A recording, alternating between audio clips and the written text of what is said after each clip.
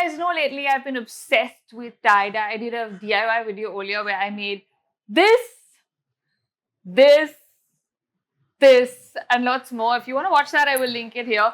But today, I'm going to show you how I made these. So I took a pair of like basic white jeans and I tie-dyed them. So yeah, if you want to see this, stick around.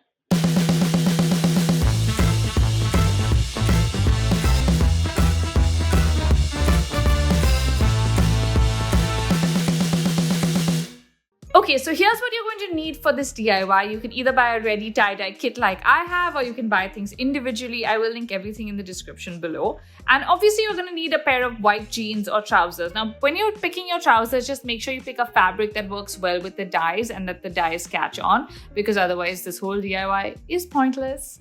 Now, the first thing we're going to do is make a squiggly snake-like line across our jeans. So we're going to start from the crotch area and go all the way to the bottom.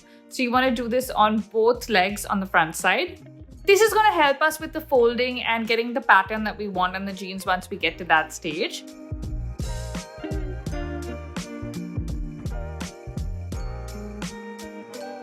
After that, you want to prep the jeans for dyeing them. We're just going to soak them in water, which is mixed with the fixative solution. All this comes with the kit and all the instructions are clearly mentioned. So if you use the kit that I did, it's pretty easy to follow.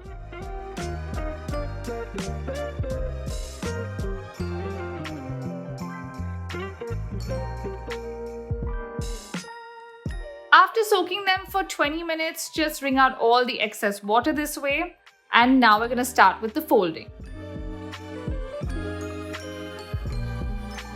So you want to fold the jeans this way along the zigzag line that we made earlier. So just make small folds around it 2 inches wide and keep going all the way to the crotch this way. So you want to match the folds and keep following the line you made.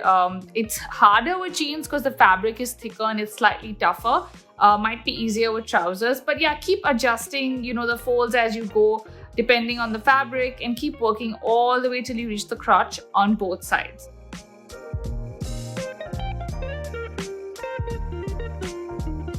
Once you folded both the legs, then you start folding from the other side, from the waistband, the same way to match the legs.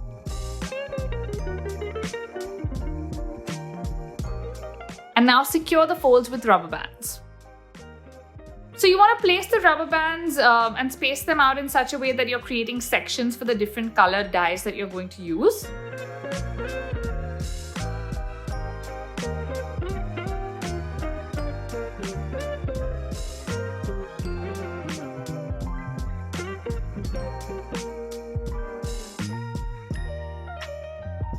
Now, this is the point where you want to put on some gloves. If you don't get them in your kit or if you don't buy them individually, just wear any gloves that you have and start prepping your dyes. So you want to add some water and then just shake them.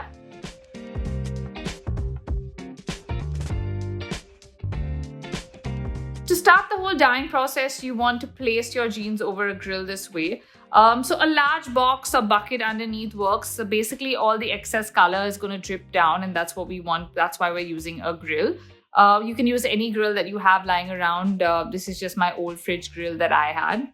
So you want to plan what colors you want to use in advance, because this makes it easier once you start coloring, and then just start with either side. So when you're pouring your dye over the jeans, just make sure you get it into the sections this way, because the fabric is thick with jeans. So you don't want to kind of rush it and miss, spots in between. So keep just, sticking that color in there, go section by section, fold by fold. And only once you're happy that one section is complete, move on to the next. Also keep wiping your gloves in between sections so that the colors don't mix and you don't have like patches, of random colors, especially when you're working with lighter colors like yellow, because they easily stain. Now, when you finish one whole side, just carefully flip it over and repeat the same on the other side. Let all the excess color drip off and then just put your jeans into a Ziploc bag and seal it for at least 24 hours. So on day 2, you want to start with mixing the dry fix solution into water and placing the jeans in it. Again, in terms of proportions and how much water, all of that, all the instructions are clearly given in the pack.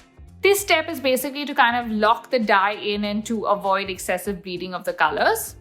After that, we're going to place our jeans on the grill again and run it under water until the water comes out clean. Basically, the colors need to stop bleeding, and as soon as you see clear water, you're done. And this is what the final product looks like. Ta-da! All the good vibes running through my mind. Feeling alright. Living it, live it to life. If you're feeling alright. If you're feeling alright. Just love it and live it to life. Your life, smile like an emoji. Love it and live it to life. Your life, smile like an emoji. Smile like an emoji. So guys, if you like how I made these, give this video a thumbs up. Also comment below if you guys want me to do more DIYs, more tie-dye, because this is my new obsession. And yeah, anything else you want to say to me? See you guys. Bye.